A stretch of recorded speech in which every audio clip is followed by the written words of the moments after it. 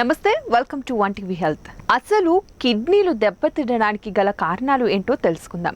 చాలా మంది యూరిన్ వచ్చేటప్పుడు వెళ్లకుండా ఆపుకుంటారు. అలా చేయడం చాలా వరకు కూడా సమస్యలకు దారితీస్తుంది.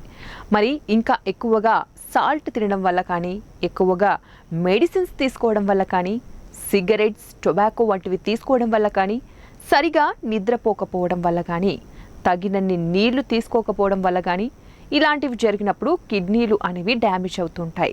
మరి ఎలాంటి జాగ్రత్తలు తీసుకోవాలంటే సమతుల్యమైన ఆహారం తీసుకోవాలి, రోజుకి 2 లేదా 3 లీటర్ల నీటిని తాగాలి, అలాగే నిత్యం వ్యాయామం చేస్తూ ఉండాలి. అది ఒంటికి మంచిది. మరి ఇంకా పెయిన్ కిల్లర్స్ ఎక్కువగా వాడరాదు.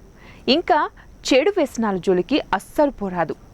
బరువుని అదుపులో ఉంచుకోవాలి. అలాగే 35+ ఏజ్ ఉన్న వాళ్ళు కిడ్నీ చెకప్ చేయించుకోవాలి. అప్పుడే మన ఆరోగ్యం బాగుంటుంది. మరి ఇవ్వండి ఇవాల్టి టిప్స్. మరిన్ని తాజా టిప్స్ కోసం చూస్తూనే ఉండండి వన్ టీవీ హెల్త్.